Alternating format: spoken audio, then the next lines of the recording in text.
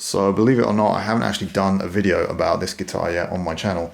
So as you know, this has been out for a few years. This is my signature model with ESP guitars, the JM-II. And this one on the left is the first approved prototype.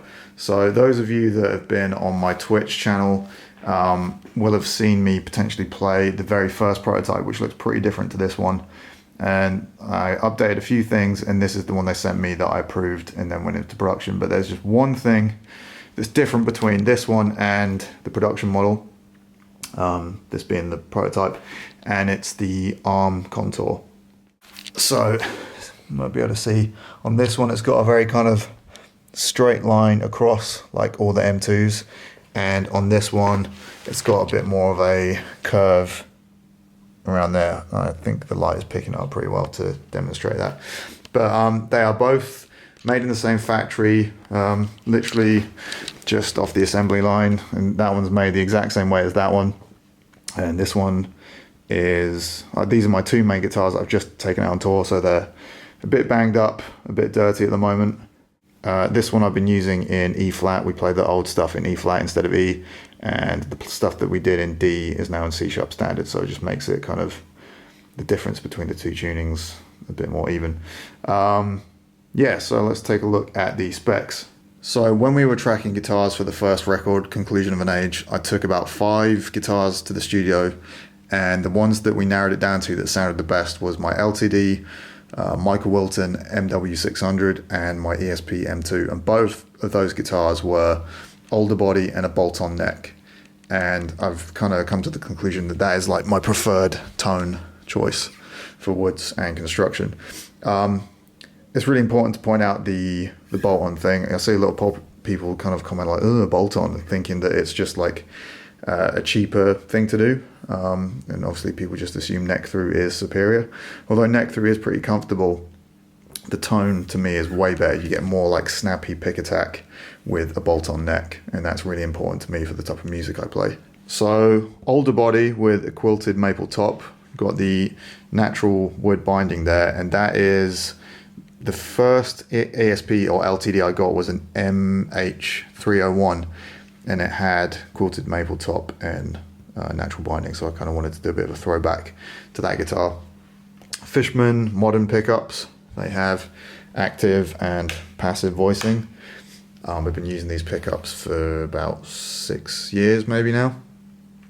The bridge is something that I'm really into, that I think a lot of people are really happy with the way it feels. It's, in my opinion, the best sounding bridge, a tunematic bridge, but it's recessed into the body. So the very first prototype, I had like a hip shot or a hip shot style bridge, and I just didn't like the way it sounded. It was really like tinny and thin sounding, and I just couldn't get the guitar to sound how I wanted it to. And although it was super comfortable to play like a low profile bridge, the tone is the most important thing to me. So having this recess here really makes it feel like a low profile bridge, and your hand's like still close to the body, but you get the tone of a tunematic. And what I actually prefer about this type of bridge is this bit sticking out. I think it's like handy, because when you have such a low profile bridge where it's just, there's not much room around the strings, it's kind of hard to kind of feel with your palm, like on a dark stage and not looking at your guitar, where your palm mute anchor point is. And having this little bit of bridge to kind of fall back on and kind of feel familiar on the edge of your palm, to me is really a plus. So for comfort and tone, this is the reason for that. Ebony fretboard, we've got a roasted maple neck, mainly for aesthetics, but it's also I think a little bit harder and doesn't move as much in the different climates, which is good for touring. My signature on the back, locking tuners. We've got lumen lays, so it glows, or they glow in the dark on a dark stage, which is very helpful. And I think that's it. Oh, and stainless steel frets. So I haven't cleaned this guitar since coming off tour, but if you can see, there is 0 wear and tear on these frets, and I've had this guitar since 2020, and this one in particular is the main one that I've used. I think the first time I used this guitar was the Live at the Royal Albert Hall stream, I just used it for animals, I think. And I've used it for most shows since then. So regarding the name, so this shape guitar, this style guitar is called an M2. And when they sent me this version of the guitar, because previously there was no logo or nothing on there, it didn't say JM-II. When they sent me this one, it just came with JM-II, and I was like, oh, it's like a pun. It's kind of funny, because like my initials are JM, and it's an M2. So a lot of people are like, why is it called the JM-II if this is the first Josh Middleton signature? It's because it's an M2 guitar, and yeah, I guess it's just kind of a bit of a pun. So the M shape is a guitar that ESP have done, I guess since the start of the company, I guess. And the 2 refers to being like a 2 pickup or maybe 2 humbucker guitar. I think, just 2 pickups. And they did an M1, which was a single, or they still do, like a single bridge humbucker pickup. And they do an M3, I think, or did, which had humbucker, single coil in the middle, and a humbucker at the neck. So that's the reason for that. It's not the second signature model. It's just kind of a bit of a joke. But it wasn't actually my idea, but it's right up my street. So these are some of my other guitars. That's another different JM-II to the ones you've just seen. And these are the 2 guitars that are older body and bolt-on necks that sounded the best, and that is the LTD MW600. Originally came with loads of skulls. I had it repainted black because I did not want that. So yeah, this is the M2 that I've had. I got it in 2008 and I sold it. No, sorry, I got it in like 2007. Maybe I sold it in 2008, 2009. And I recently bought it back just before the start of the pandemic, I think. Or maybe in 2019 even. And same with this one. I sold this one to Faisal from Loathe, the bass player of Loathe, and recently bought it back in 2019 as well, actually.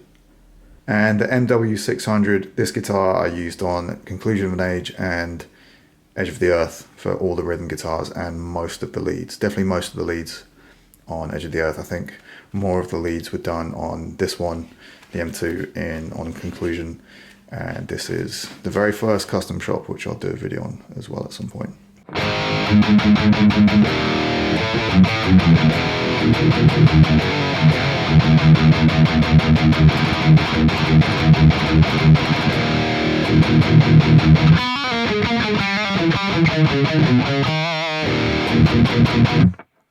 It's kind of hard to really describe it, but the thing that I hear in the bolt-on sound, the bolt-on neck construction, is it's just the precision and the pick attack coming through really clearly from the guitar, but not in a harsh way. I think sometimes people try and chase that pick attack with maybe more like high end from the pickups, or like even the hip shot bridge was quite bright sounding, but that brightness just would sort of take away from the body of the tone and the even, well-rounded kind of like lower mids and just the big picture of the sound.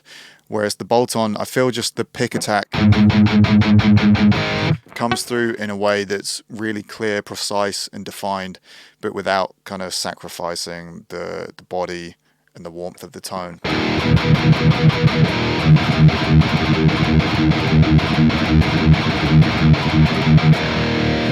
It's one of those things that I guess you really need to kind of A/B a bunch of guitars and like try and get some guitars that are maybe similar, that have like a neck through construction versus a bolt-on, and maybe you'll kind of start to hear the difference. But it's something that I used to have a lot of either neck through guitars or like set neck guitars before I got the MW600 and the M2. And when I got them, the difference in shooting out those guitars, it was always those bolt-on neck, older body guitars that sounded the best. So hard to describe it, but that pick attack for me is like where it's at, and this kind of combination of wood and construction is the main part of like my guitar tone, I think, now.